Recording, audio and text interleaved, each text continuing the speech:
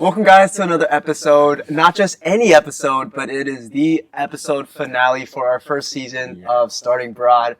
So good to welcome you guys here. It's The Good Life, your practical guide to adulting. My name is Anthony Chow, joined here by Josh Yee and David Herring. A little tribute to our first, how we used to intro our videos. But this is a really special one. I think it's been a long time coming, and I am almost just commemorating all the episodes that we've gotten to up until this point. But just to go through kind of like all the episodes that we've gone through in commemoration, we obviously launched on July 23rd of this year. And this is going to be, at the time of this posting, it's going to be 20 weeks of consistently posting every Wednesday at 10 a.m. So this guy. So just pat on the back for you guys. Pat on the back for this guy. What a great, honestly, achievement to have. And then we started with our pilot. Obviously, we opened up with like the purpose, setting intentions. That was just with me and David. And we were like, why don't we just include Josh in the show? Because he belongs in front of the camera rather than behind it. Yeah, that's right. And so since then, he's pretty much been in most episodes. And he's been handling the audio for all of us, which has been amazing. As you can see here, he has a new setup. This has been a long time coming. Anyways, continue on. And then we moved into our second episode of Burnout. Like we we're just talking about I don't know if you guys remember this, but this is like a little trip down memory lane.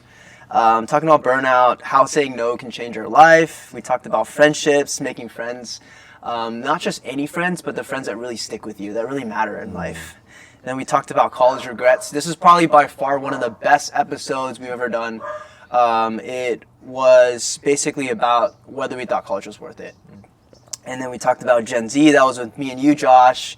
We frequently go back and refer this episode often. The truth about social media and how it affects our brains. And then we went into more of a personal series. So episode 6 was David's personal story, going through uncertainty. And then we followed up with my story, episode 7, which was more of guilt to gratitude. And then finally, Josh's story, episode 8, from his almost experience with depression and the depth of that. And then coming out of that, episode 9 was this beauty in the destruction of wabi-sabi, of like the broken cup analogy. Going into episode 10, our mid-season finale, talking about masculinity, having the game show here. I really enjoyed that episode personally as a true or false one. I had so much fun with that. And then talking about moving out of college in episode 11, episode 12, and 13, talking about finances, a little bit more practical aspect. And then 14 and 15, missed Josh in those, but talking a little bit more about like the loneliness, the background of what it's like, expectation versus reality. That was with me and you, David. And then entering finally into our final 5 episodes of our relationship series, starting with the relationship with ourselves, then followed by our relationship with others, then with our relationship with God, and then ultimately a relationship in the confines of dating. And here we are in episode 20 of the finale, which I have something special in store for you. Question for you guys, what has been your favorite part of this process? Or episode, whatever you want. Just giving you guys the floor to share your appreciation. I think you're excited to talk about this. I'm so excited. Yeah, we're celebrating here. Yeah. Where are you guys at? My best thing that I've gotten out of the process of this podcast is probably being able to be led by the Spirit in the moment and speak on such wonderful, challenging topics. And I think every episode is like jam-packed with an impactful and insightful episode of things that we need and recognize as important for our adulting lives. So in that process, I have to give an applause to just all the hard work that Anthony and Josh and the very little work that I do, to everything that encompasses and what we've done in collaboration. I'm just so grateful for every aspect of what that has brought us for today. So yeah, thanks for that process, guys. No, definitely not on camera. Yeah, I would very much agree. I think that this has been a great platform to have conversations that I wish were recorded, you know?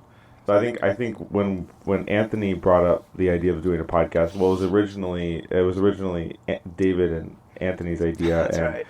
And I remember we were actually driving to the airport. Yes. It was in, like, June. Yeah, you're talking about like when this idea first came like to birth. The baby. Yeah, the thoughts. It's like we were talking about like what we should even call it. Yeah, there was like kind I was of running the ideas with you. Yeah, and I just remember I got this sort of vision for it, and I know I've mentioned this a couple of times of like, I don't know about you guys, but like I remember having a ton of conversations in youth group, at like 2 a.m. Or even with friends, right? Like at 2 a.m. you're like, man, like I wish that we could have recollect what we talked about in like as much detail as possible, and I feel like that's been what this podcast has been for me, is like those conversations that are so special and so specific, but they're out there now, and even more so they're allowing for conversations that maybe wouldn't have happened otherwise. So I think that's just like another really great thing about it. Loved a lot more things about it than that. That's one thing I really enjoy. Yeah, I mean, that's so well said. I think fast forward 2025, because that was probably a month before we actually launched. Yeah.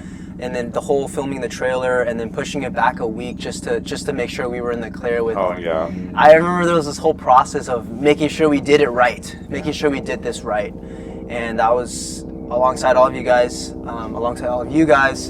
and 20 weeks now. It's crazy to say that I think we're at this point where, we're considering like what we want to do for season 2, and it's been such a fun journey along the way.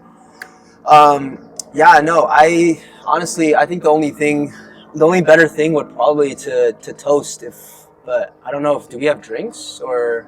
It's actually really funny that you mentioned that, because I came prepared. Really? Oh, shoot! Look at this. Oh, wow. Do you have one for me? You brought one. Oh, what about you? One for yourself? What? Wow! Where did this come from? Crazy. All right. I think this is just a cheers moment. Cheers. This was cheers. The season cheers. 1. Woo-hoo. Season 1. Cheers to season 1. I drink early.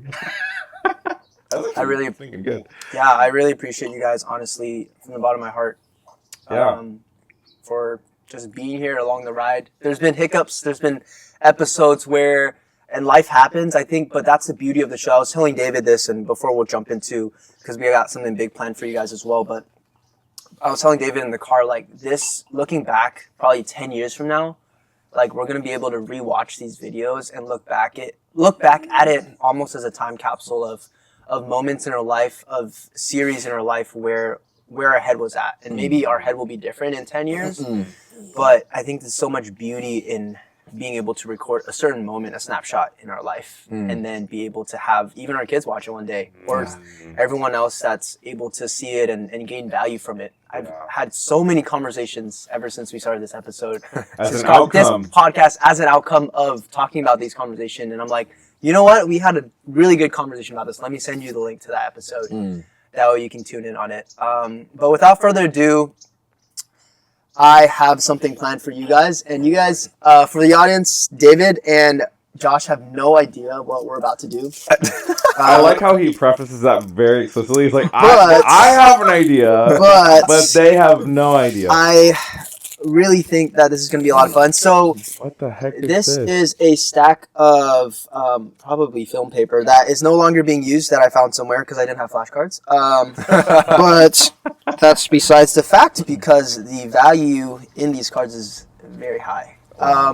This past week, or pretty much for the last 2 weeks, 3 weeks, 4 weeks, really, ever since we've started our relationship series, I've asked pretty much everyone I know, everything from the smartest person to people at work. Not saying people at work aren't smart, but like coworkers and friends and family, everything in between. I've asked pretty much everyone I know, like, what is your best relationship advice? And today they are here in these very flashcards of mine. So there are not only words of wisdom in here, but years of wisdom from married couples, from people that I love and respect.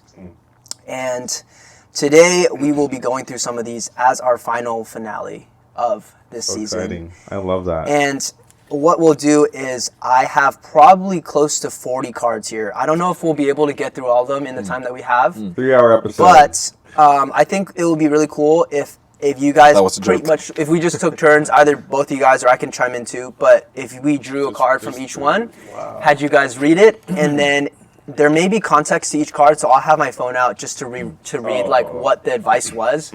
But yeah, I think that will be kind of the movement of the episode. And I'm planning on like framing these or keeping them, or maybe making a little booklet of like all these advice, because I've gotten to see some of them. I haven't processed all of them through yet. I wanted to save that for you guys, but it's just honestly I think just a gift from everyone else that's been supporting the channel for so long. So how cool. Is included some of the advices that actually you guys gave us as well. So kind of a full circle moment of including you guys in our show as well. So without further ado, why don't I just start with you, Josh? Go for it. We'll go this way. It was like, so go ahead and read it. Hopefully my handwriting is legible. Oh, you're good. It says, find someone who will continue to run the race the same pace as you. What do you think about that one? Like, wow. Is that something that you've heard in the past, or? It's actually super interesting that this is, because I was reading, so I believe it's Philippians 1:21. Don't quote me. I might be totally wrong on that. But it's the passage in Philippians talking about running the race and running the race for the sake of the goal, which is being in reunion with Christ. And it's interesting because there's just so many things you can go about with that. But when it comes to being in a relationship, it's like if the goal is to be in reunion with each other and ultimately in reunion with Christ, then I think it's important to pace yourself at the same level, right? Because if I'm just speeding ahead and leave my partner in the dust, then it's not really a partnership. But if I'm saying, if there might be seasons where I'm running faster and they keep up, or there's seasons where they go slower, I slow down. I think that's stinking great advice. Yeah, I mean, something he added was also like, it's a different way of saying equally yoked. But finding someone who loves God as much as you do, if not a little more. I heard this from an old roommate when he was comforting me after I faced a big rejection. Wow. So That's much value. I remember actually hearing this advice too after my big breakup, and I was talking to a pastor for some reason, and he was coming up.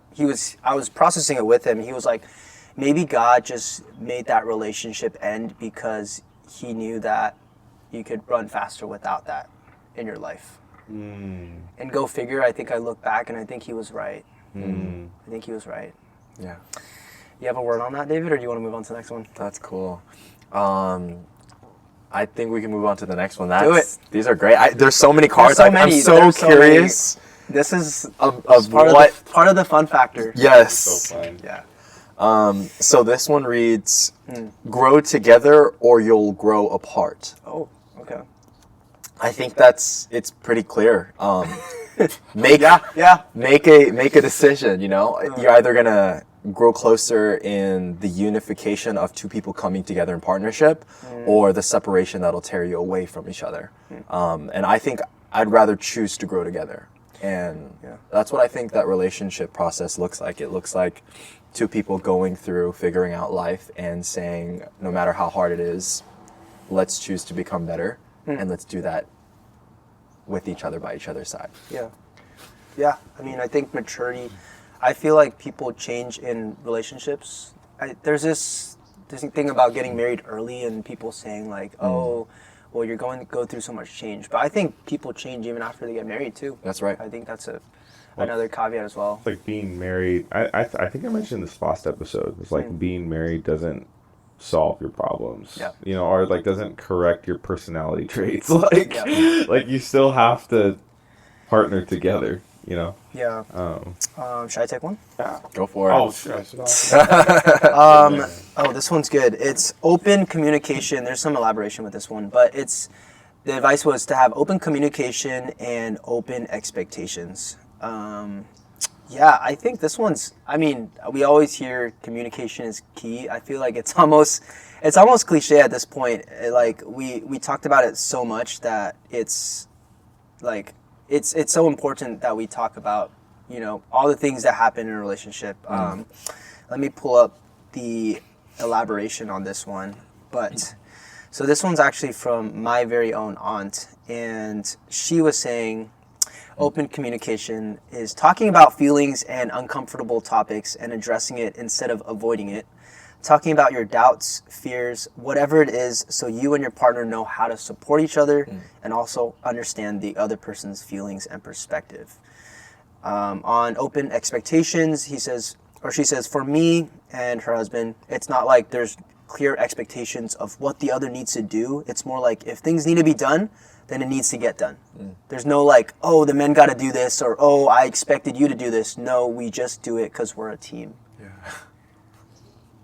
I mean, like talk to me a little bit about the role, like men and women roles that you often see, and like, I mean, I feel like this word of advice is just like, it doesn't matter. Like, I'll do it, you know? Like, I don't care. I'll take out the trash. You know, it's not like the guy has to do it. Whatever, all these like gender stereotypes, but... Right. I mean, briefly. Do you want to approach that, Josh? You go first. Yeah. I got a word too. You got a Don't word speak too? all at once. Hey, yo. Yeah. Okay, I'll take a stab at it. Yeah. I think the difference in roles that women and men play are just pivotal and important to recognize where everyone's at.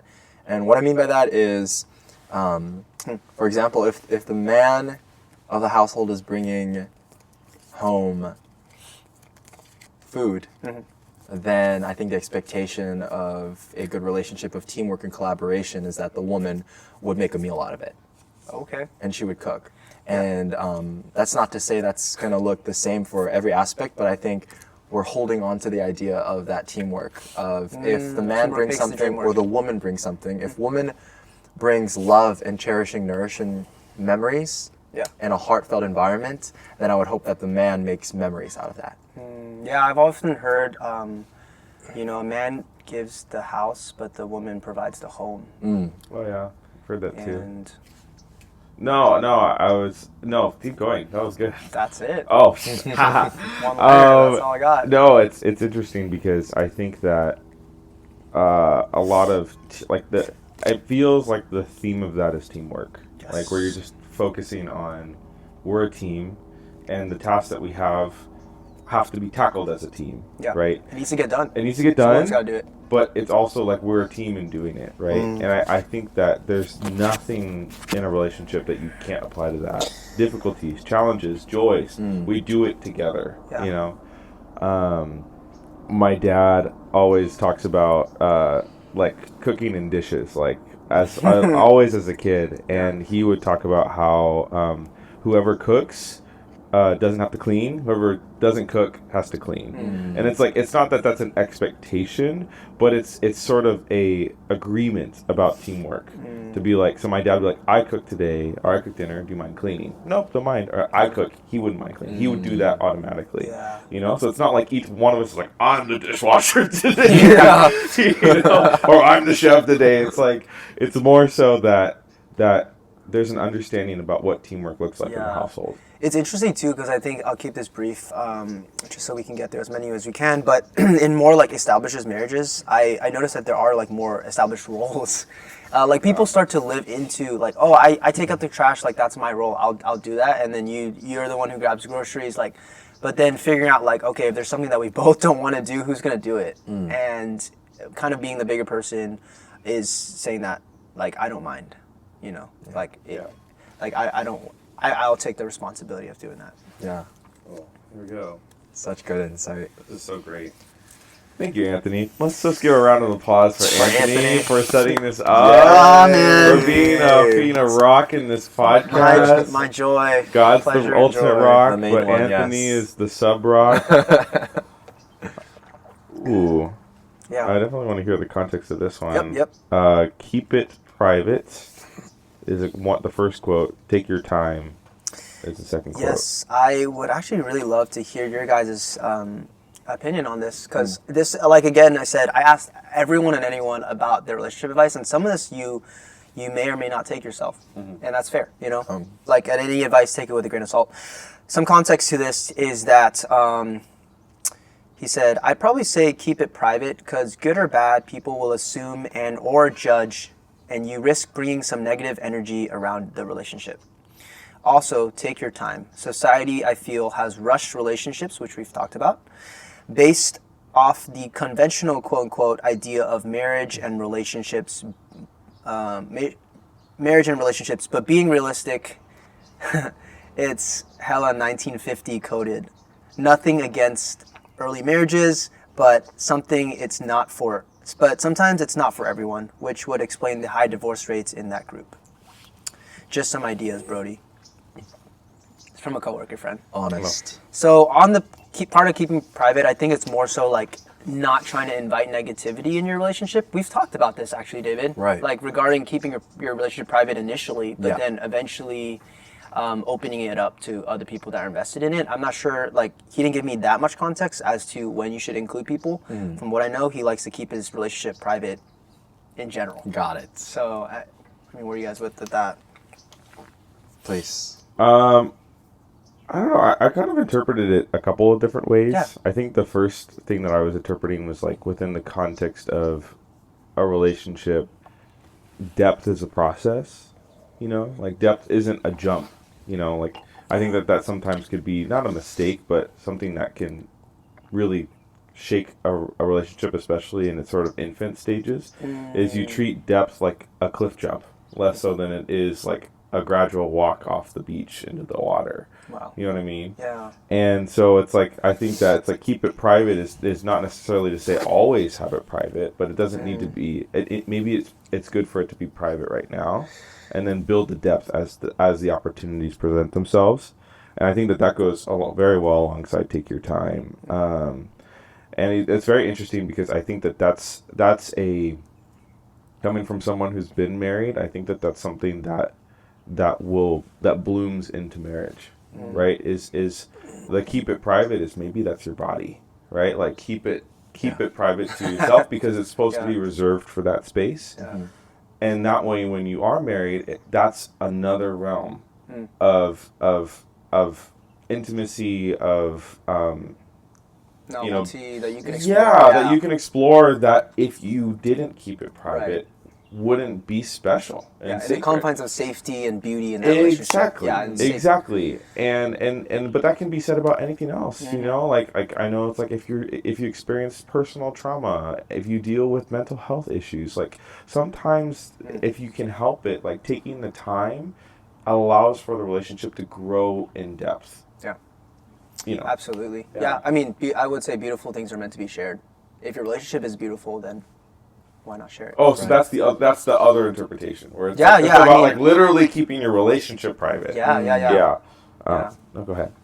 Yeah, I have not really much to share, just an affirmation of, I agree that keeping it private is probably just really essential to making sure that the relationship is safe and I think focused and meant for the team that is part of it and not the other teams in the race, but just focused on you and your partner. Are you talking about like other people? Like and your what- family? Like, no, what I'm interpreting you say is you're saying it's important to keep it private to make sure that it's safe. Well, that's interesting. It's interesting that, I can see where. like Yeah. I can understand that where it's like you're sort of trying to assess, is this person right for me? Is this a person that I feel safe? Is this also a person that I feel safe to bring around my family, my friends and stuff? Right. And then, once you assess that, then it's like, okay, maybe I can keep it a little bit less private, but up to that point. Right. And I would definitely agree with that. But then I think the inverse is also true, right? Right, Like if right. if you're not going to keep it private anymore, don't keep it private anymore. Yeah, You know you what might I as mean? well full disclose. Yeah, full disclose. Be like, who is this person? Bring them around your family. Like, I think so. I think there's a... Thank you for sharing. Yeah. There's this one Bible verse, I can't quote exactly where it's coming from, but I think it shared along the lines of how disclosing your relationship is better than keeping it. I think it's kind of Like crazy. close to yourself. Almost. I don't want to use the word private, but like something hidden almost. Oh, I see. And I think that's just one thing that I'm thinking about as far as when we're taking this approach with. That's good. I this mean, quote. the other thing that comes to mind when you talk about being hidden is sin. Right. So, Ooh. so it's. Whoa. Yeah, so it's like that. But I think the other thing you pointed on before you get to the next one is like keeping it private. I think in the sense of like keeping it in a way where the relationship is sacred to you, and you're not like going out and about comparing your relationship to everyone else's and their mom's relationship, right? Like it's something that you have and you're secure about. Yeah. It's not something that you need like validation from the next couple that like your relationship is just as good. Yeah. But I think so often we do look for that subconsciously, if not intentionally. Yeah. Okay, coworker. Yeah, okay, coworker. Good advice there. Wait, She's you great. know, or- No, it's this way. Yeah, I we're think going we're in a little loop here. rotation. Yeah. Yeah. Let's see what we have. It says, live together first before you get married. Oh, I love this one. I wanted to hear you guys your thoughts on this one. Just give your honest opinion. Live together first before you get married. So, oh yes, let me find some context. So, okay, so I have context for this context, one yes, if you want. please. Let's see, is there a card? I think I talked to this person in person. Yeah, in person. This person in person. So the context for this one is that they were saying that you run into issues when you get married. I think this is another card in there that I'll just mention now. But she said that she was telling me. She said, when you get married to someone, you're getting married to the best part of them, and you're also getting married to the worst. And part of that, of living together, is understanding like what is the worst of them to live with. And part of that is knowing, you know, what are those things that bother you? What are those things that you should hash out before you go into a married relationship? Because maybe those things are deal breakers. Okay. My honest perspective is, I think that's the point of marriage, is that you marry a person to figure that out. And going in that process of living together when you're married and learning what the worst parts of them are, I think is probably what that process of marriage looks like. Now, this is coming from a person who isn't married, but I think that the issue I might have, if any, with living together before getting married is the fact that there might be a push to the line of sin that is drawn. Yep. And if we get as close as possible to that without the cursor on the exact focus that everything is solidified and there's a foundation of like, oh, we're married, then I feel as though almost there's kind of a really big push and pull that we're recognizing right here. And that's what I have a little bit of some tension with, but I'm not going to disagree with that. I mean, if the opportunity is there's full mutual transparency and maybe you've made a covenant with God privately with your own personal life and you're walking alongside accountability partners, sure, I think take that approach, right? So I think depending on the way that you're walking into this with this advice, amazing insight. But I just feel as if that's where I'm coming from. Yeah, she's speaking from someone who is already married, living with her husband too. So Right. take it with a grain of salt, but I think that's what she said, Josh. Oh man. Coming from personal experience, Yeah. I would definitely agree with you, David, that I do think that marriage is about figuring that out. Like you and I think like the devil's advocate in me is devil's advocate, but just trying to be sort of devil's advocate in this is like, if that's the case, like if that's the case, I'm not saying I disagree with you, I'm just saying it just to like for food for thought is like, Right. if it's about being married before and it's about being married is the act of trying to figure out and witness your partner's best and negative parts, then why don't people just get married right out the gate? Like just go to a courthouse, just get the signature, get the certificate. Oh, we're married now. Right. And then I hear you. You know what I mean? Yeah. Like what's the like? I think what this advice is saying is that this should be part of the process instead of, you know what I'm talking about. I hear you. You know what I mean? Because like that, I think that when I was getting married, that was a conversation. I was like, okay, like should we live together before? Or I'm not gonna necessarily say what happened, but like, should we live together before, or should we like get married right away? And like that was the core of the issue. Was like, well, what's the priorities here? Yeah. You know, are we trying to preserve a covenant and keep things sacred and move against sin, away from sin, or are we trying to learn about our best parts? I would say like I can see how both ways could be good. I could see how being abstinent before marriage can be really great. Yeah. I can also see how living together before being married, even if it's for like a week, could be helpful, or a month, or 2 months, or a year. Yeah, I have a lot more thoughts on that, but I'm gonna refrain. But I totally get where you're coming from too.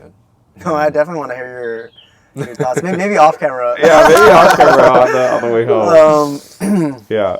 Tune into our Patreon. No, I'm just kidding. Oh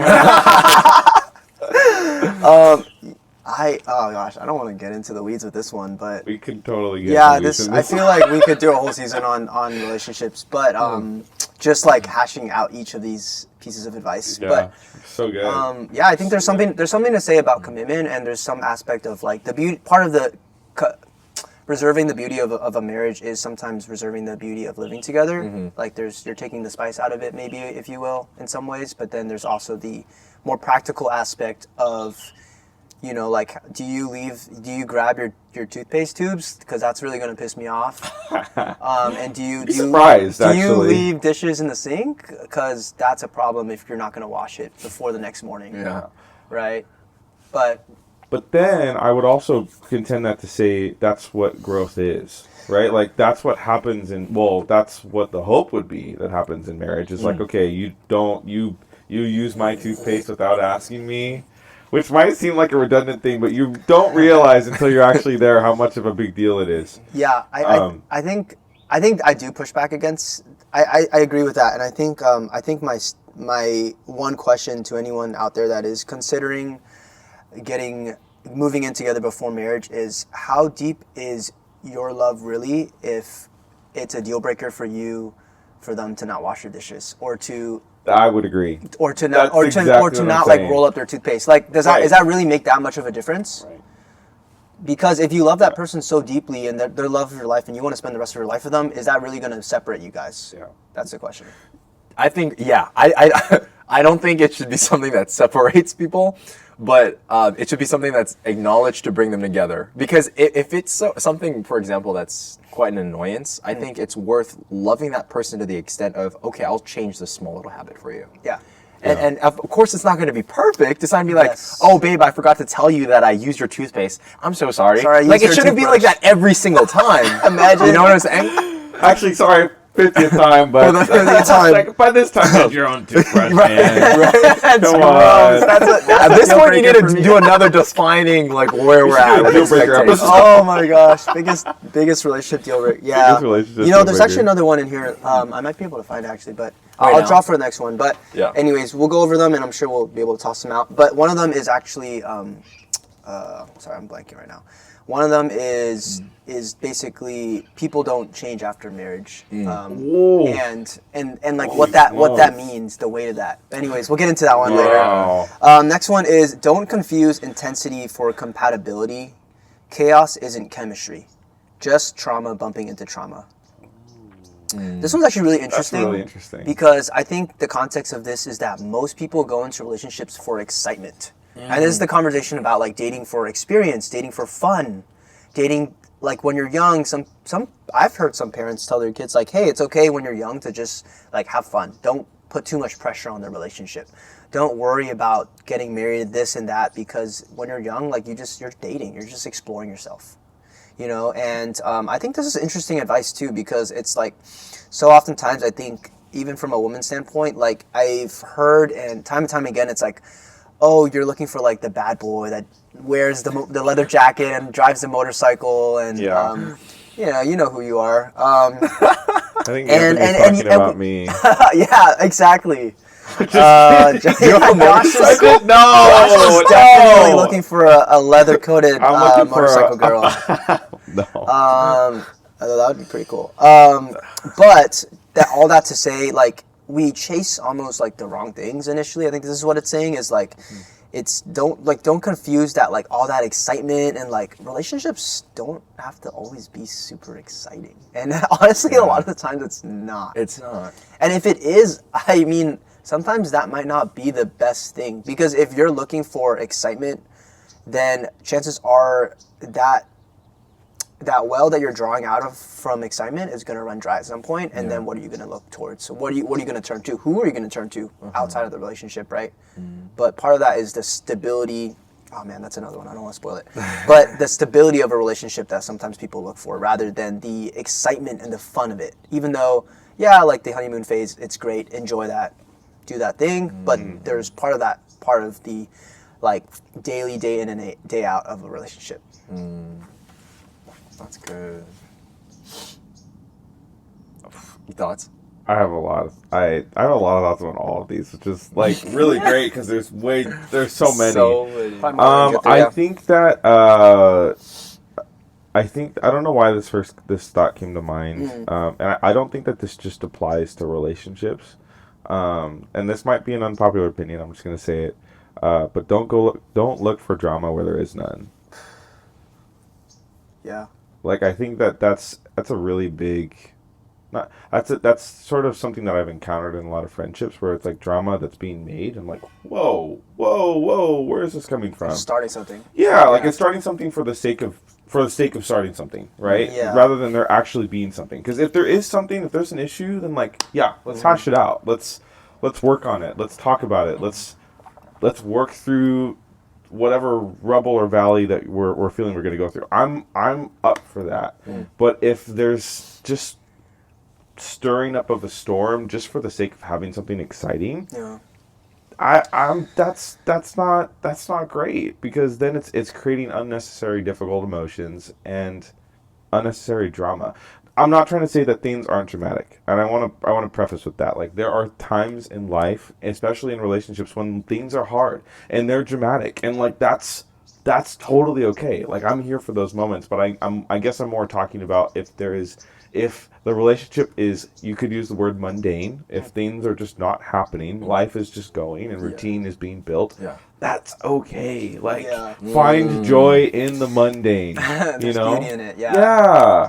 Yeah, there's beauty in the mundane just as much as there is the exciting, but no need to make stuff just for it to be exciting. Right, like you don't need to fill that space. No, you don't. I think that is probably, I'm realizing, we're talking about deal breakers. Maybe not so deal breaker, but I think a really big expectation and standard that I have when we're talking about relationship is, can I sit with this person and can they sit with me in total and complete silence and not feel the need that there has to be words or something to fill that in.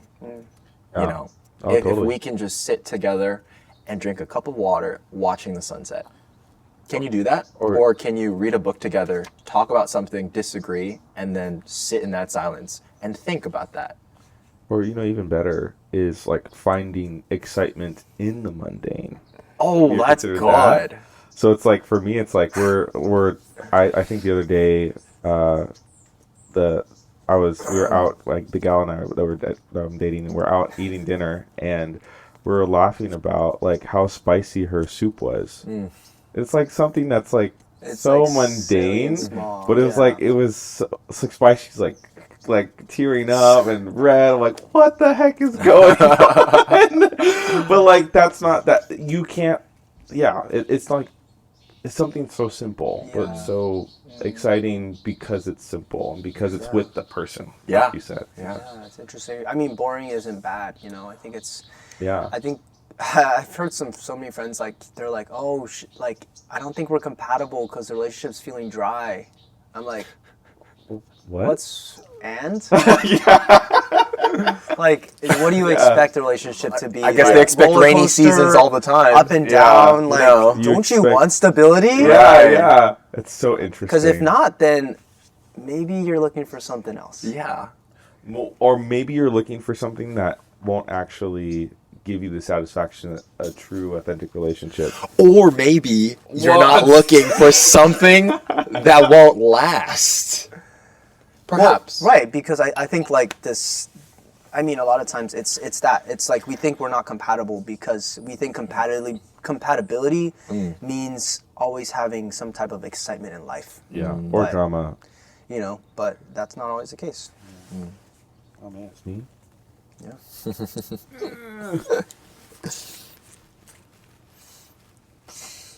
Oh boy. What's this one? Okay.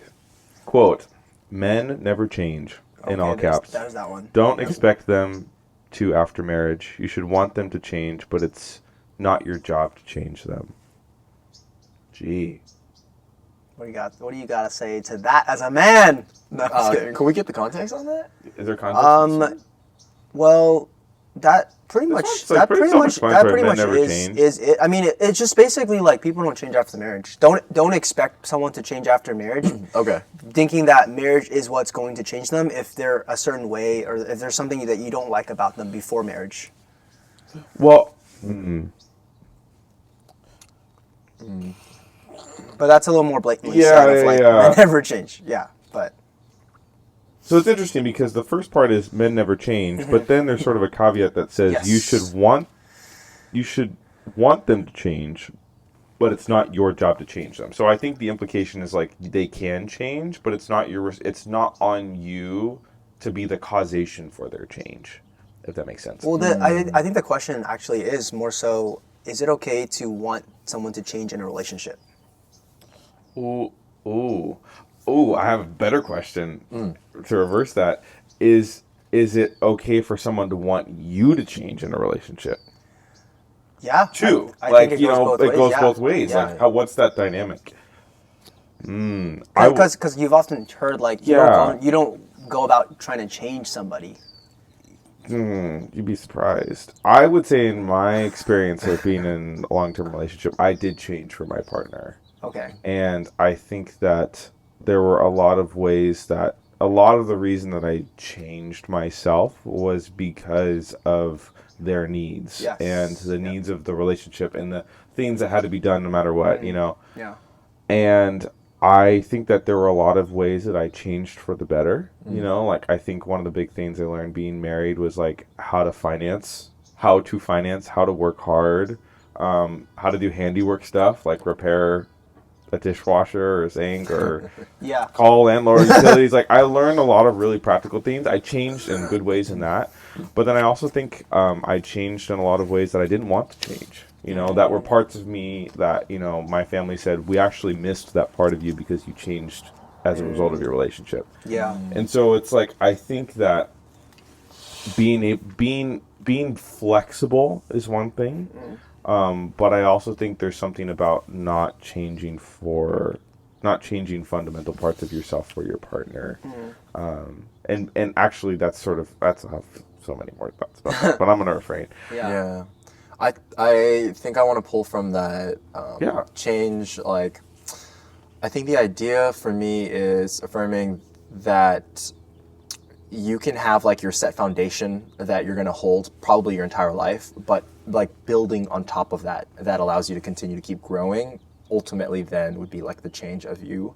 But I mean, I think you're still your person, right? Like when you're on your deathbed, are you going to remember the thought of like, did I live a life as David or did I live a life as XYZ person? You know, it should be a story of yourself, because God's not going to write a story that's different of a label and a name that isn't yours.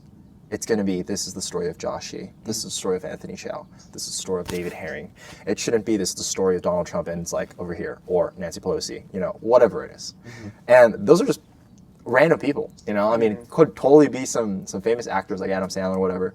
But I think the idea is staying rooted and remembering the foundation that you come from. And then I think an even better thought that I have is wanting to change and your partner wanting that, and you're mutually agreeing that this is better for the relationship and the partnership together. Not, oh, you know, perhaps if that's compromised, then I have to lose or cut certain parts of myself just so that they can be winning, but from a sacrifice from yourself, and not one that you're wanting, but one that they're needing. And it's like, what kind of partnership of that is that? If I'm having to cut my rope, but you're still hanging on. You know, it should be something where if you do cut the rope, maybe both people are still hanging, or you make that work in, I guess, healthier approach is what I can ask for. Yeah. So yeah, I think that's good. I mean, I think it's funny. I always heard like in marriages, women always want to see how much they can change about the man, and then the man doesn't ever want the woman to change because he wants her to like retain her beauty, her youthfulness. Yeah. And then with women, it's like the flip side of like, I want you to do this differently. Right. And then men just don't change. The stereotypical men, like man doesn't change. But wow. Gotcha. You're so good, Anthony. Seriously. I wish we could devote Wow. full hours to I that. might have to start speeding through these. Yeah. I get through all of them, but This one reads, a great marriage is not when the perfect couple comes together, but when an imperfect couple learns to enjoy the differences. I like that one. Pinpoint. Wait, can you read Let's that hang one more this up. time? A great marriage is not when the perfect couple comes together, but when an imperfect couple learns to enjoy the differences. Wow, that's deep. I can totally see why you want to make a poster board of all this. I'm gonna put them on the I never keep wall. this Yeah. one personally. That one's- This one's really good. That one's $5 really good. actually. Mm. It's self-explanatory. I think that one, but yeah. It reminds me of our Wabi Sabi episode. You know, because like I think that in that Wabi Sabi episode, we talked a lot about imperfections and the beauty of imperfections. Yep. And I like to think that, oh man, here we go. I like to think that when it comes to, and maybe this is like a rock climbing thing, right? Like when you try to have two flat surfaces go together, there's no grip, right? So you can't really go any farther because like you're holding on to like something flat. Like if you're trying to grab on the wall, it's like there's nothing to grip on. But I feel like in our imperfections, we actually mesh better. Because in the imperfections, we can fit into each other's grooves that maybe if we were flat, maybe if we were perfect, at least how we would want to be, we wouldn't be able to fit together. Yeah, like almost our rough edges complement each other. Yeah. It's like, why do people say opposites attract? Right. It's not because, right? Because it's like, it's you fill my gaps, right? I think that's even going into like our relationship with Jesus, is that Jesus in his perfection fills our imperfection, right? And so I think that's a beautiful image of what a great marriage is. That's so Solid good. Solid advice. Wow. Solid. Got the next one? All right, Anthony. Who's I next? think it's me. Yeah, I'm losing track. All right. This one says, stay single. By Anthony. No. This was actually by one of you guys actually on Instagram. I think the flip side, I think a realistic. I wrote another one here, just like this was kind of like a gag card, but well, I think it is. I think it is kind of worth its weight. Like Yeah, some people right. maybe in terms of staying single, but I think the other advice I have on the sheet is pay attention to how they treat strangers. I think my friend had told me about this one, but notice how they like treat customer service people. Notice how they treat people that are of lower status than them. Notice how they treat maybe, the unhoused or people that most people don't like, maybe. And see that as a reflection of how they may treat you one day. Because you may be, after fresh off a fight, fresh off a hard conversation, you might be that person that you want to see the worst in them, right? Again, going back to like you marry the best part of them and you marry the worst out of them. That's all I got for that one. Awesome. Any thoughts on that one? I have Great. I have so many thoughts on all Yeah. these. So many thoughts. Yeah. Put a pin in that. I'll let that linger. Let him We'll marinate. simmer. Let it Yeah, marinate. simmer. Ooh. Oh, okay. Got context for that one. Holy smoke. Did you read it? I'm peeking over and I'm like, Oh, dang. why are you guys cheating here? Love is a verb. That's crazy. Okay. Dude, who are your friends and family? I'm telling you, they are. Who are your coworkers, Who are man? your Like, coworkers? I got Who some, are these ants? some smart people. Love Wow. is a verb. That's I've got some poets. I've got some like it's so short. some magicians in my life. I Oh got. my gosh. But yeah, love is so good. 4-word advice. Love is a verb. He keeps the explanation short too. He says, Yeah. can't just expect the emotion of love to carry a relationship, nor to dictate when you should end one. The emotion itself comes from the energy you pour into your relationship. Wow. I have. Wow, that's so good. Yeah, there's something to be said about love as an active process, right? Like you can't love passively, like not really love. Like I think that I mean, not that you can't love passively. Like, you know, it's like, oh, what's I'm trying to remember what it is, but it's like, I think that real love is an intentional choice and commitment every day, right? Like to your partner, to Jesus. Like it's a choice to be like, I want to reflect that love today. How am I going to do that? You know, with Jesus, it's I'm going to look for you in what I do today. With your partner, it's I'm going to see and we're going to fill each other's gaps today as best as we can. Love is a verb. Wow. I love that a lot. Good. Oh, I don't know. This way. We're just going in a circle. Yeah. We're just going. Clockwise, we'll go bottom here. Go running over, but it's cool. Seek to understand before being understood. Oh, dude. This one's like S tier for me. Oh, S tier. Oh my god. I think it's S tier. Like if we were to put all these on a tier list, like of like S, A, B, C, D, E, F. We're tier listing these. Imagine. Like we should. Later. I think that one belongs right near the top of the list. Yeah. But Yeah. what do you think that means? What I think this means. I have no idea what that means. Is what I think the importance of this calls to action is recognizing that the needs of others are more important than your own. And I think that's what this really does. It sets aside your desires and the necessities of your life and recognizes that other people also have the same thing. And it's just as important for you to kind of remain curious and interested as to what those are. And I think that's what this is pulling at. I love this quote so much that this is, it's like an alternation of it, but this is one of the pinpoint like bullet points I have just ingrained in my memory when I took honors English out in high school, back home in Hawaii, or the island of Hawaii. But it just sticks to me today, and I remember that's why I have so much gratitude for English literature and just what I've gained from my English classes in general is you learn things like this that apply to the real world, and seeking to understand before being understood is just one of those big things where you're focusing on others and bringing and uplifting them, because ultimately it shows so much more about your character as well, I think. Yeah, I would say that to your mother-in-law and see what happens, because she will be blown away. Well, I don't get it. I think It's really solid, I think, in terms of like wanting to, like, putting other people before yourself, pretty much like you said. Yeah.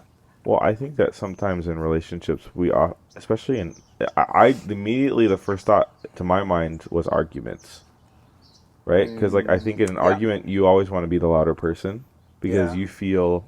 I'm not saying that you always want to. I'm just saying this like in general. Like people, like including myself, I struggle with this too. It's like I want to be the more correct person, and so your instinct is I want to be talking over you. I want to be talking first. But I think that this is listen before you talk. Like he understand, affirm, recognize before you even assume that what you're saying is the correct answer. Yeah. You know. Yeah, this is I think in the heat of the battle, like this is like the word of advice that I hear. Yeah. I think it pairs so well with another one, which is choose your battles. Oh yeah. Which I think is another card in there as well.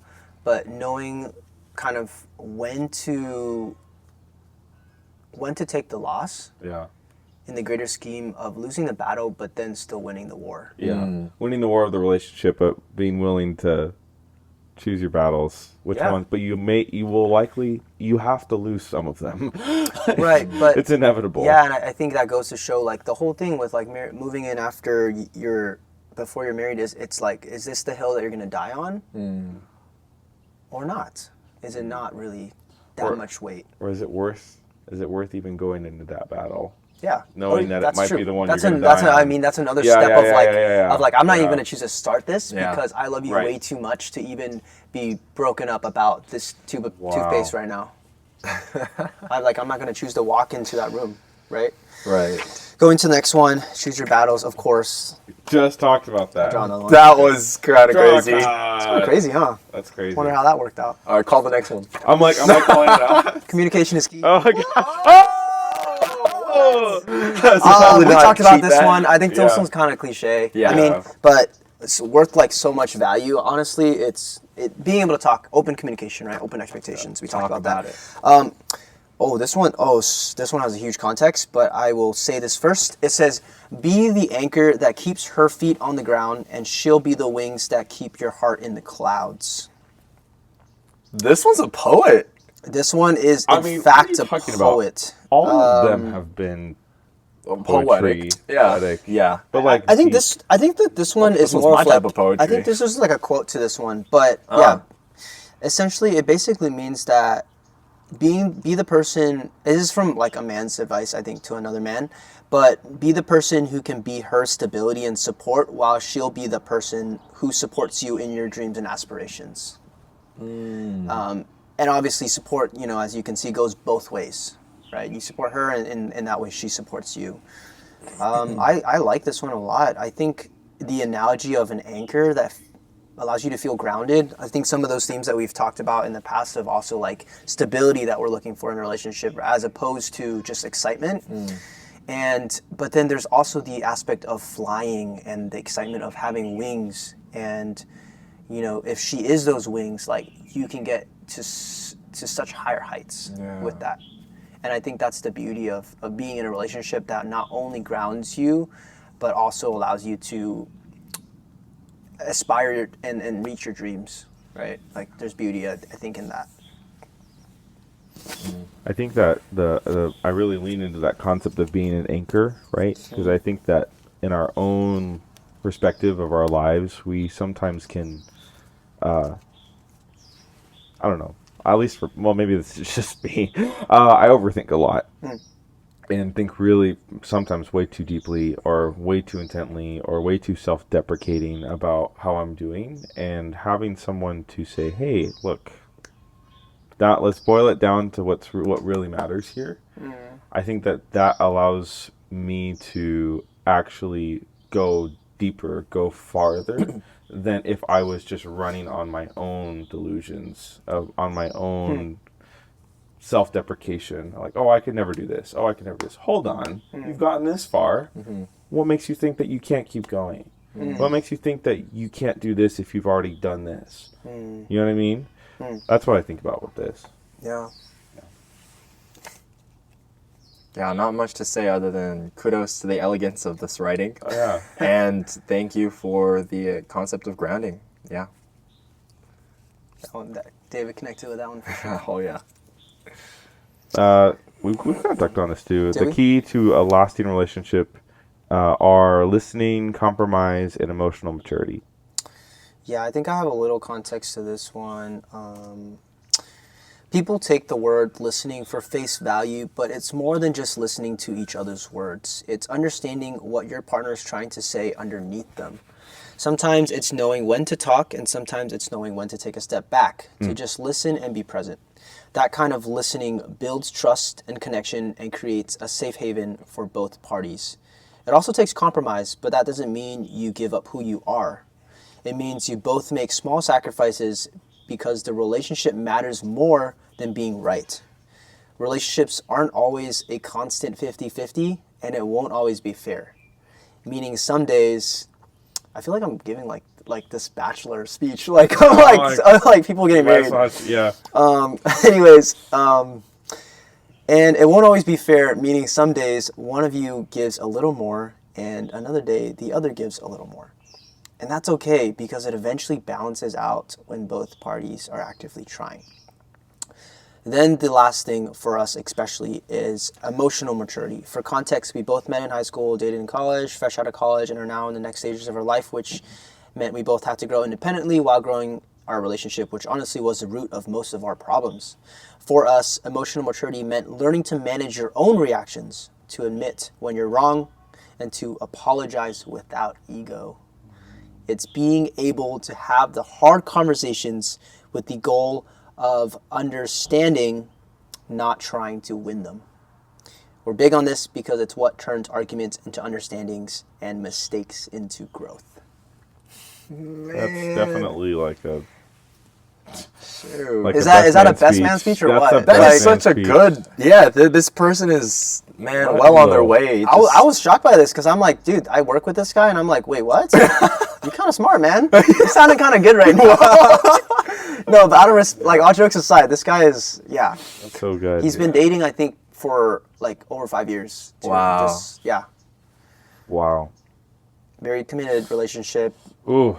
A lot of respect for this guy, but I really Wow. affirm this. Affirm This it, in yeah. such a good way. Like the emotional maturity part is just, are you able to take care of the way that you're responding to whatever life throws at you, especially in the hard conversations, difficult conflicts that you go through. The compromise, I agree with that as well. Like it shouldn't be you're taking apart who you are just for this person to be built up, but rather you're making those small sacrifices, almost like chipping a little piece of you in order to kind of shape a better groove for your partner to kind of click in with you. And then the listening, I think a big distinction too is like, are you hearing me or are you just listening to me? ooh, And you can take it either way. The hearing could be the critical or the listening could be critical. It depends what is the lesser. yeah, So I really like this one a lot. There's plenty of wisdom in this. I felt it.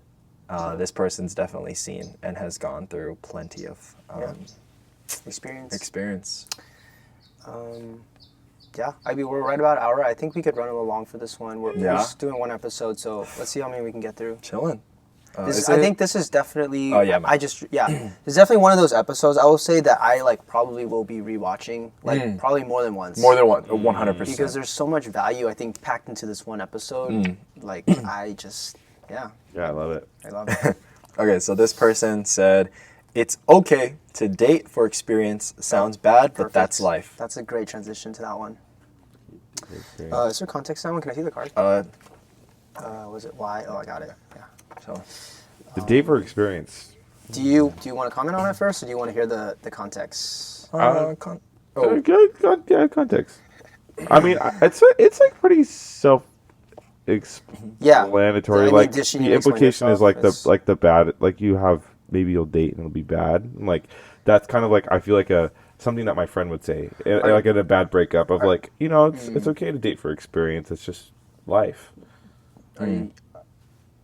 What do you guys think about? Oh, dating for I was just experience? giving context. Oh, okay. What's your take on dating for fun? Maybe also dating for / experience. We talked about this last episode. Yeah, we Where kinda had a little I think David and I were. tip in there. No, we Yeah. were on this. Well, You guys okay. on Well, in the you were. ring? Are you in the ring with this one, or No, it was no, on like the you're- hookup focus. Right. Your perspective was oh, dating apps? That's that right. you don't think that people should date; they should be courting. That's what you said, Yes. if I'm remembering correctly. Yes. I said that I think that dating, if it's done with the right intention, is essentially courting. That's actually more of accurate of what I was getting at. Oh, because okay. because that's the concept that was being driven of what I was saying. Yeah. Because what I'm saying is like modern day, there's a lot of labels. Like your friend said, it's like basically 1950s romance coded. So when you look at what if I was saying like, dating today, perhaps could what be. does that mean? It means it's outdated. Oh, Yeah, like our current dating system or whatever he's talking about is outdated. Perhaps, Oh, I see. and also in light of that, it could also mean the fact that we're taking particular things of 1950s context. romance, Yeah. and then we're still applying it to today's world. It's just not put, in the label of this is 1950s romance. Oh, okay. Right, so some people could be still in Yeah. the idea of taking people to like the old diner scene or dancing around in a ballroom and really getting those like nice old, maybe traditional approaches of like, this old is what money. love looks like in romance. But I'm not saying, Great Gatsby. I'm not going to say, yeah. Hey, I still like that. I love Yeah, Great I love Gatsby. that movie. I still love the old book. love. But so the idea back to Yeah. it's okay to date for experience. I think me particularly, this is just a personal thing. Like, I really don't have myself fixed on that idea as something that I want to approach For sure. for life, just in dating. For me, if it's going to be any experience, I think I'd like to just like encourage it, almost just walk alongside friends and then just, really experience life for what it is. And then if I find a really good person, then of course I'm going to make that a dating experience. But it's not something where it's like, oh yeah, I'm specifically fixated on walking into this dating relationship because I want to experience that. Yeah. Yeah. That's me. Yeah, I mean, she says, so this word for her, she was like, sounds bad, but that's life. So context-wise, you learn something new from every relationship. And even though you hear all about how to do it right, it doesn't compare to actually experiencing it. Heartbreak sucks. Time does help, but it's not a linear kind of healing. Some days hurt more than others. It's important to learn about yourself and what you want before trying to find someone and trying to mold them or yourself to fit each other. I will say the caveat is I think she's coming from more of like she's someone I don't think she's Christian, but it may be more secular advice, but she says I can write so much about this. Anyways, looking forward to writing the episode. She says, what else does she say? She said, I can see how their interpretation of it can happen. Like, you can't expect people to change for you. Changes only happen if they themselves want to change. Let's say you make someone change and you stay together. They may become unhappy with you because they're trying to make you happy. Like, oftentimes when you break up and see the other person changing for someone else in their next relationship, it sucks. But that's because they possibly learned and want to change. While if you kept begging and nagging them, it's not voluntary and just causes hostility. I think she's kind of getting at the fact of like, why do people change and choose to not change for one person and then change for others, right? There's something deeper in there, I think. Yeah. But yeah, kind of an interesting thought on So much. Yeah, so much wisdom, so much wisdom. Should we just keep moving? Yeah, sure. Yeah. Cool. Okay. Who's next? Is it? I think it's myself. Oy. All right. Oh man. Okay, this one says no such thing as right person, wrong time. Have you guys heard about this one before? I've heard of that saying before. I think it often is said more so after a breakup or a relationship that doesn't work. People often think like, oh, it was just the right person, but it was the wrong time. Like, I think we would have worked out, but maybe I'll try it again in a month or, But this person says there's no such thing as right person, wrong time. So like, Dang. Definitive, huh? Pretty. that's what pretty they said. standing. That's what they said. So more so, I think how I interpret that is if you guys break up, there's a reason for that, and you guys probably won't be getting back together. And just to release that as an expectation for yourself. I have to wonder. I think this goes back into like what we've talked about in the past of God doesn't waste anything, and that's been like a theme that we've talked about a couple of times. And I think that this kind of pushes against the sort of like dating for experience per se, because if dating was all about experience, then people would just be that. Then there's no substance to dating because there's no goal. It's like, okay, if I'm here to get experience, then it could just end. I'm like, all right, cool. I got out of it what I wanted to get out of it. Wait, isn't that hookup culture? No, I'm just kidding. No, for real. But that is what it is. It's like, oh, I just wanted the experience. I'm playing. Just by virtue of being in the relationship, you're already satisfying that goal. Yeah. Right. But I think with this mindset, let's say that you date to marry, right? Like, and you dating somebody, and you have a good feeling about them, and you're like, okay, we're gonna try to figure this out, and then life happens, and it doesn't work out. Yeah. Right. You don't go, well, that was just good experience. You'd go, you know what? I think that God put me in that relationship for a reason. Yeah. To gain stuff that maybe I'm going to use in my ultimate relationship. Yeah. You know what I mean? Yeah. It's like I look at my marriage and say that was like years of time, and I could easily say something along those lines, but I could definitely say that God didn't waste any of that. Right. The suffering and the excitement and the good experiences and the bad experiences and the lessons learned, like God didn't waste any of that. That's right. Yeah. But I wouldn't say, oh, that was just good experience. Yeah. I didn't go through all that just to get experience. Right, you know what I mean? Where you're kind of like, oh yeah, this is just like the one thing that I've gotten out of it. Yeah, exactly. I that's why I'm such a firm believer in just the idea of like two things can be true at the same time. So like perhaps it is also experience, but it's also God saying, okay, in this season of your life, it maybe should look more along these lines. Yeah. Or maybe you're giving more cater or a lot of attention to this focus. maybe should be directed here. And Yeah. I think that's all set in the right intention and focus of your relationship with Christ, that, timeline, your life looks like this, especially in accordance to dating. Yeah.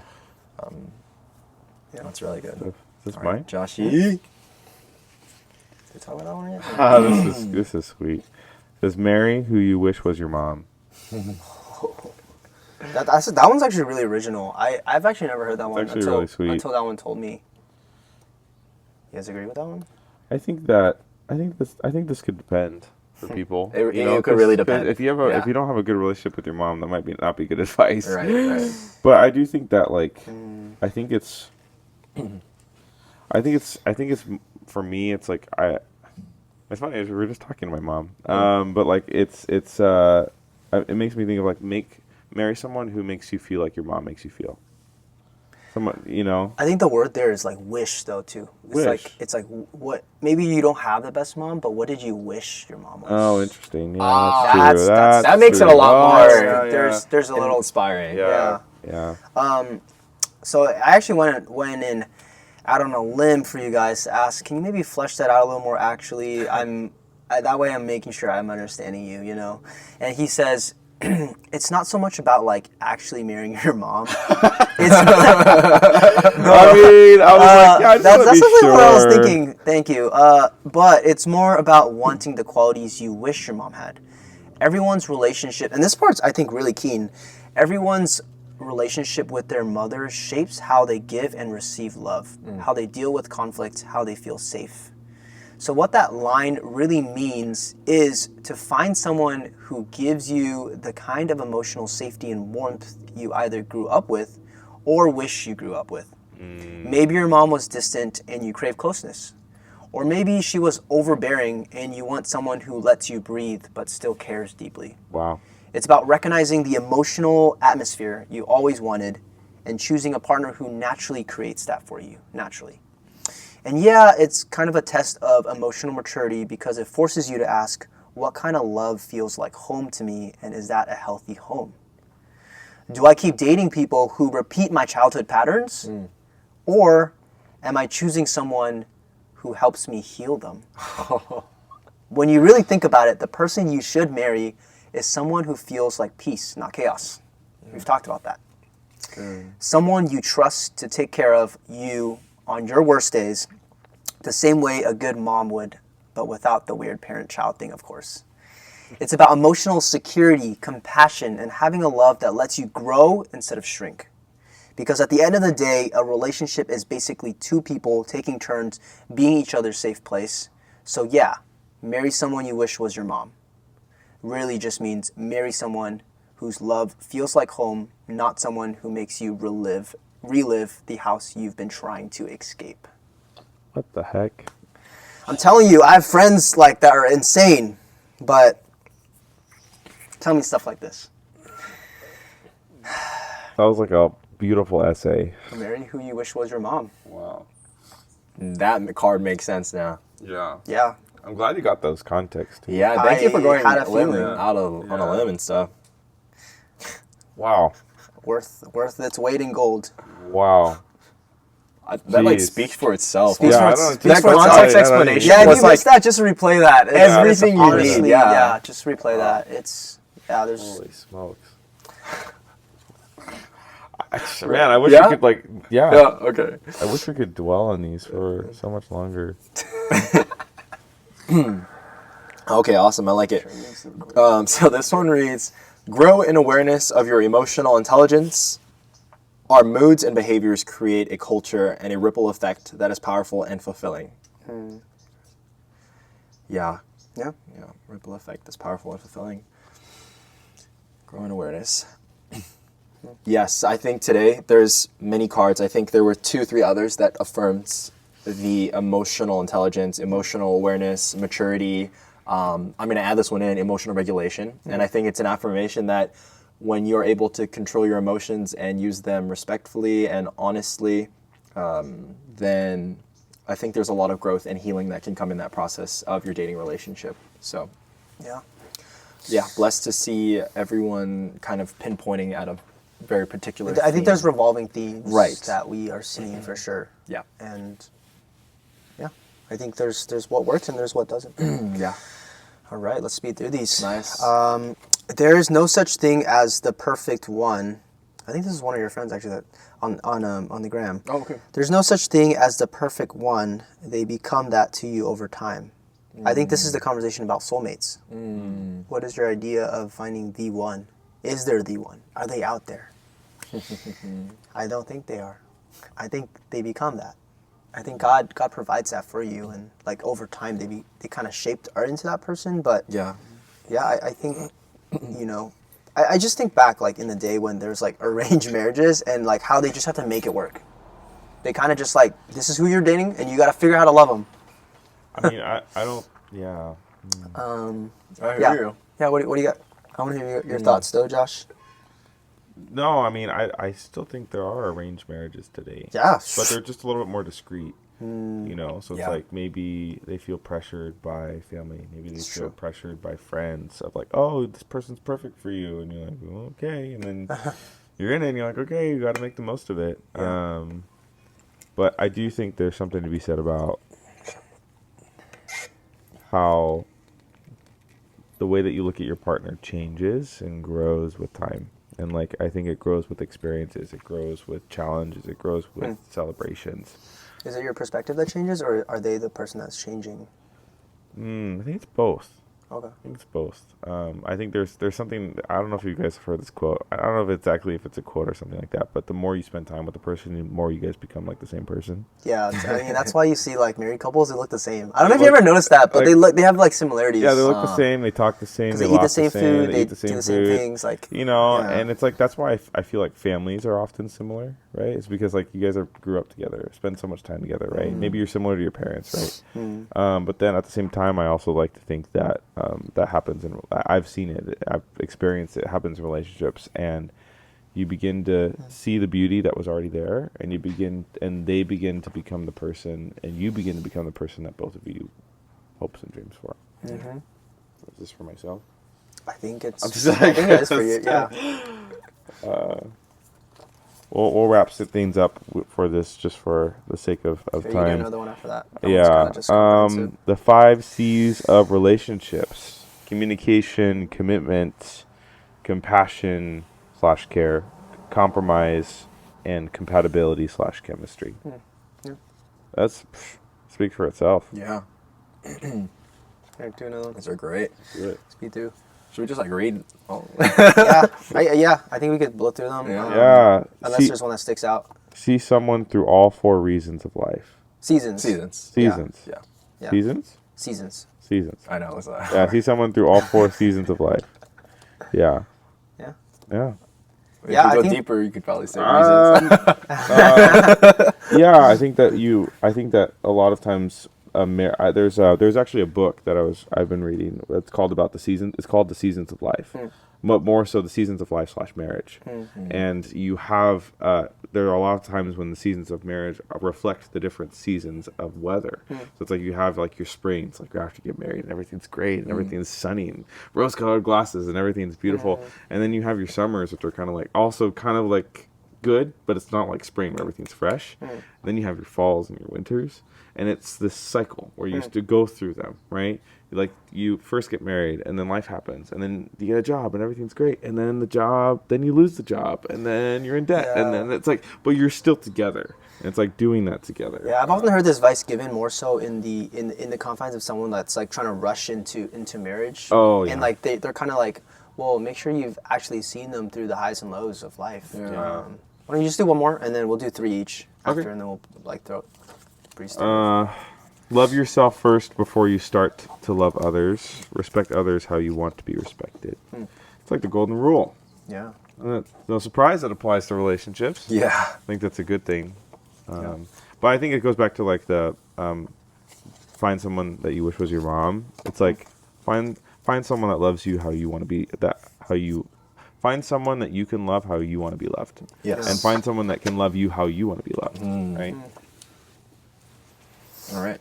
Which Are these the last ones? Pretty much, yeah. Okay. You'll go 3, and then we'll kind of knock them out.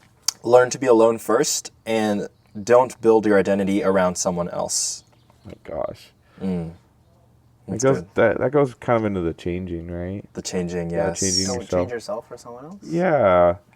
Or it's like There's caveats for sure. there's so many caveats to that. Like, I think when you get married, like inevitably your identity becomes meshed. Like it's like, oh, it's the last name, right? Yeah. Like your family becomes a unit. Your relationship becomes a unit. But I also think there's something to be said of I'm Josh on my own, with my own calling, my own life, my own personality, and my partner is also their own person. But there's a choice to be together. There's a choice to be a unit. I think that's kind of what it's. Yeah, and also if you're not sure like why it's important to be able to be whole on your own, then check out episode 16 because that episode really hash it out for sure. Dang. Yeah, I'm building on the plugs here. And yeah, I think that this advice is often given to of like what happens after breakup if your whole identity is surrounded in a certain person. It's like then you're left with nothing, and that's why you see people like in ruts of like that classic breakup of like the guy just like slumped and like gains weight, everything like just really bad. This like is identity situations. is so meshed. But that doesn't have to be the case. Right. What's the next one? This one is love is a choice. Oh, In all big caps. okay. You know. Yeah, it's a strong one. Love is a choice. Love is a verb. So This is good. real, these are nice short ones. Take your time. Yeah, Someone else also affirmed this. So. yes. That was great. You do one more. Do Okay, one more. we'll do one more. Yeah, just knock it out. Never keep score in love. Whoa! Yeah. That one Dude. deserves a round of applause. That's good. Round of applause. Wow. Love it. Does, Wow. Wow, indeed. I've done that. So I used to do that. I try not to do that. But That's you win? vulnerable. no. I technically So what was the score? No. 5-1. Dang. I had one. Oh, come no, on. just kidding. No, that's so good. At least you were Love home. doesn't keep score. There were so many times home run. I felt like even with friends, I'm sure you guys have had friends who've like struggled with that too, where it's like, like I kept doing this, and it kind of goes back into the partnership, right? Yeah. Yeah, that's really good. Unless you have more thoughts on that. No, I'm going to leave it at that. Okay, love. wrap it. Score and love. We have to be emotionally mature and sound before jumping into a relationship. I think that's part of episode 16 and 17, I think, in terms of like maturity in respect to our relationship with others and ourselves. Making sure you're whole as going into a relationship. Have an honest and deep understanding of yourself first. It's kind of similar, I think. There's some context to this one. I think she says, your relationship with you is the most important and should be put on the top of your priority. Without knowing who you are, you will only always be looking for someone, somewhere, or something to give you happiness, excitement, or challenges. I believe everyone has their God-given passions. You can't realize yours or others through good times. You can only understand someone's passion through arguments, disagreements, stubbornness. When you feel uncomfortable with someone, see that as an opportunity to get to know each other better. Don't feel discouraged by the awkward moments. Be constantly feeling curious of yourself. Always see yourself as a third party. Ask, basically ask questions about yourself. And yeah, that's pretty much that one. Yeah, let's knock them out. Yeah. Let's knock them out. There is this one. Learn to love God first and yourself before loving another. Episode 18. Yes, episode 18. I think this is like, I don't think we got to talk too much about how faith plays into relationships, but it for sure is a big part of marriage. I know that. But yeah, learning to love God first is a big part of Well, it goes back to relationships and identity. dating. God, your identity is in God first. Right. Then it's in your marriage, or then it's in yourself. Then your marriage. Yeah. Right. Love because I love, Love because He loved first. Amen. I'll do one more and then Okay. you guys And we'll can all just spare. Yeah. Yeah. Relationships shouldn't be give and take. They should be give and receive. Ooh. This is true for friendships, even truer for romantic relationships. Give and take thinks in terms of what's in it for me and what do I need to pay to get it. Give and receive thinks in terms of what can I offer to the other person and what can I humbly accept from them. It's more oriented on serving and offering. Wow. Acts 20:35. Woo! Man. Little Bible flair in there. That's. Tell me about it. You get one, Josh gets one, I'll get one. We'll all just sure. take one. Yeah, Oh, actually, I'll take one for the flow of the show. I'll go. When you get married to the best part and worst part of them. We talked about this one. I brought it up earlier. oh, Yeah. advice. But- No, wow, keep going. Sorry. But go ahead. I just read this Next one. Next one. I think if you're gonna take anything away, you can take anything away. Oh, Someone really? who's You're giving been that much married. power to that card? I mean, this honestly, these are all amazing. Wow, But, that's terrible. but practical. Never stop dating your significant other. Oh, solid. This is like the most practical advice. Never stop dating your significant other. Go out once a week at least. Treat them. Buy them flowers. The guys like flowers too. Yeah, we want flowers. We want flowers Yes. too. Anyways, All right, this is the last one. last one. Last word of advice is never go to bed angry. Whoa. Coming from a psychological standpoint, that often leads to depression. So we don't want to do that. But also in a marriage or relationship, going to bed angry, it's like you almost leave the conflict and the issues in more power than you have over the relationship. And what I mean over as in like a contribution towards the relationship, it shouldn't be, once again, your emotions are higher than the circumstances. But you regulate yourself to where you're able to take on the circumstance. So this is, a lot of this is all emotionally relative, and I love that. Yeah. Never go to... I I think the question I do have is also like, is there a time for you to also withdraw from a relationship and, I don't know if you ever brought this up, but like take a break or like give space and time to that, to let that problem kind of simmer, like develop. Yeah. Or like give yourself space to think about it through, you know? Right. Yeah. Maybe that's a deeper conversation for some other time. For next time. That never go to bed angry. I mean, I've gone to bed angry before, and I think that the theory, or at least the false truth, I think that goes with this being in that sort of relationship is like, if I go to bed, it's gonna resolve overnight. No, I'm gonna wake up happy. it's the deception. I'm gonna wake up and it's gonna be resolved. No, it's not going to be. And so it's like, I think that sometimes this prompts late night conversations to be like, hey, I think it's more important that we hash this out than go to bed. It's interesting though, because I think I have run into situations where it's like we're talking about this, but we're not Getting anywhere. That's also Yeah. true. What is the That's point of us also keep so talking true. about this? Like, do we need to revisit That's this? also true. Yeah. And then you're like, Yeah. do we just go to bed now? Right. Yeah. Or the question of like, if we postpone it tomorrow, is it even going to get any better if we can't deal with it right now? Yeah. That's so true. Yeah. You never really know, but I think it's worth having that conversation.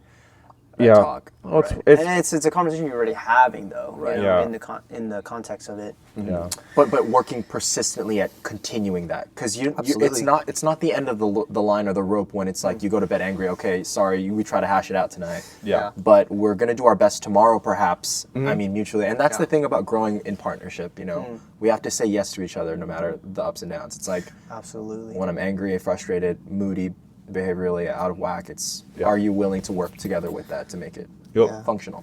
Yeah. So Yeah, we're coming up to pretty much an hour and a half here. It didn't feel like that at all for me. I actually have a secret card here, one more What the heck? that I Secret was card. holding on to. Actually, I was hoping you guys wouldn't draw it, and you guys didn't, so it worked out perfectly. But there's this final word of advice from a really, really good friend of mine, and it comes with a little bit of an anecdote, and I think it's a beautiful way to end this finale episode. Do it. The advice goes as follows. People often seek excitement in relationships when they're really looking for stability. And we talked about this one, and it's a simple one, but I think the anecdote behind it is a lot more powerful because he says that there's a kind of love that grows up in survival mode, especially when you come from a difficult background. It's the kind of love that learned to survive instead of being received. When that kind of heart tries to love someone new, it can give deeply, but still feel unsettled because that love comes almost too strong, and when it finally encounters peace, it doesn't know how to rest in it. It mistakes calmness for emptiness. You don't have to rush to find a person to rest your love on. The goal isn't to pour everything you've carried into someone else's arms, but rather it's to learn that your love deserves rest. When love has never been allowed to rest, it begins to believe that struggle is proof of depth. and people derive their worth from this idea. People believe that love demands exhaustion. However, this is anything but an unfortunate consequence of living in a society that praises performance over reality. Healing doesn't come from being held by the right person. It begins when you realize your love was never wrong. So when you meet someone, don't lead with your wounds, but lead with the wholeness and goodness of your character. Don't love them from the place that's still hurting. Instead, love them from the part of you that has learned a peace, however small or great that is. Because love that has finally learned to rest is the antidote to the pain of our own unfinished stories. It is the binding remedy between you and another, and that comes from God and God alone. Hope that helps. Hope that helps is the best part. Yeah, I think to round off like a conversation about marriage, so powerful in the way that it's delivered. But I'll just leave it at that. I think that's pretty much rounds out the end of the season. What you guys have last words on how we want to go out? Thoughts, comments, concerns? Go for it, Joshy. Well, I just want to say a big thank you for tuning in. Yeah. A big thank you to both of these guys. I think that it's been an unexpected. I did not expect how much. Not that I didn't expect it, but it's been such like I've had so much blessings from doing this, and like it's got me thinking about a lot of things that I don't think I've put nearly as much thought into as I would have hoped. And so I'm just really, really grateful, and just grateful for everyone who tunes in, who all knows David. I'm going to plug that every time. You're laughing, but it's true. Yeah, I'm like, yeah, you're the guy on David's podcast, right? Sure am. This I guy love too. you guys. Thanks for watching and listening. I'm just so excited to continue doing this, and just what other great conversations we can have. And I think the one that stuck out to me is love is a verb. I think that's the biggest one. David, do you want to last words and prayer? The biggest thing would be just the really big theme of emotional maturity, emotional intelligence, being able to emotionally regulate yourself first, and then come back into the relationship and tackle what's next, and walk alongside each other. So with that being said, big thank you to everyone, and let's close in prayer. Alrighty, bow our heads, please. Dear Heavenly Father, we are gathered here today, and we are so grateful for the opportunities and for the goodness of everything that this podcast has brought, and ultimately everything that you've established within this podcast, Father God. I thank you, Jesus, Holy Spirit, Father, for this space and for the time that we can set aside for Josh, Anthony, and myself, for the abundance that you've given us, Lord, in every single insight, every single thought, concept, theme, every general thing that we talk about, that we conversate and speak over, Lord Jesus. There is a likeness of your love and light in it. And I thank you for that personally, Father God. So I lift you up and I praise your name for this season 1 finale, Father.